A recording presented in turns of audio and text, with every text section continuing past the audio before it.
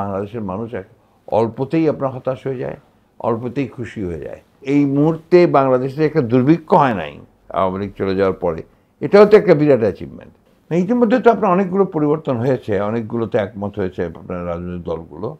এখন থার্ড ফেজে যেটা যাবে সেটা হচ্ছে যে এটাকে কীভাবে ইমপ্লিমেন্ট করবে সেটাই হচ্ছে প্রধান। অর্থাৎ এই যেগুলো আপনার সংস্কার এগ্রি করলো সবাই, সেগুলোকে কীভাবে ইমপ্লিমেন্ট করবে সেই বিষয়টা নিয়ে আলোচনা করবে। এখানে একটা বিষয় আছে যে আগে পার্লামেন্টের আগে এটা করা হবে কিনা বা পার্লামেন্টের পরে করা হবে কিনা, এই জিনিসটা একটা থাকবে, এটা আলোচনার মধ্যে আসবে। এটাই হচ্ছে প্রধান আর কি। এখন আপনার আলোচনার মধ্যেই বেরিয়ে আসবে যে কীভাবে এটাকে করতে হবে, জনমত তৈরি হবে, মানুষের আলোচনার মাধ্যমেই আসবে। আমি প্রত্যেকটা বিষয়ে আশাবাদী। আমি আপনার মনে করি যে এই যে আপনার ধরেন আমরা 15 বছর লড়াই করেছি, আমাদের অসংখ্য মানুষ শহীদ হয়েছে, নিহত হয়েছে, পঙ্গু হয়েছে, জেলে গেছে, আমরা জেলে গেছি, আমাদের ম্যাডাম জেলে গেছেন, তারেক সাহেব নির্বাচিত অবস্থায় থেকেছেন। এই 24-এর আপনার জুলাই আগস্টে প্রায় 2000 তরুণ কিশোর তারা শহীদ হয়েছে। তো এটার তো আপনার একটা মূল্য এমনিই থাকবে, এই মূল্যটা এমনিই থাকবে, এবং সেটা অবশ্যই আমি মনে করি যে এটার রেজাল্ট আমরা পাবো। অনেকে হতাশ, বাংলাদেশের প্রবলেম হচ্ছে কি আপনার বাংলাদেশের মানুষ অল্পতেই আপনার হতাশ হয়ে যায়, অল্পতেই খুশি হয়ে যায়, এটা একটা সমস্যা আছে।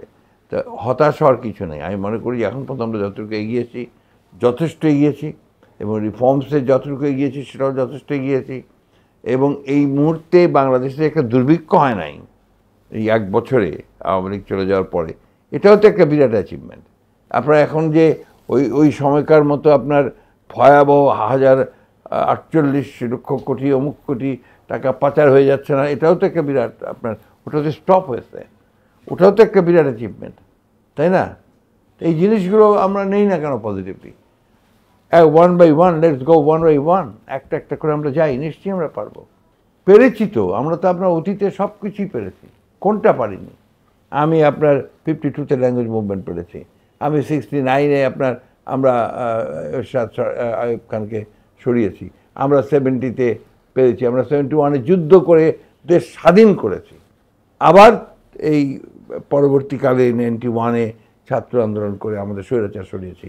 আমরা 24-এ আমরা একেবারে হাসিনার মতো ফ্যাসিস্ট, ভয়াবহ, পৃথিবীর ইতিহাসে নিকৃষ্টতম ফ্যাসিস্ট, তাকে আমরা সরাতে পেরেছি। তাহলে আমরা পারবো না কেন? আত্মবিশ্বাসের অভাব, এটা হচ্ছে সবচেয়ে বড় প্রবলেম। এটাকে আরো শক্ত করতে হবে।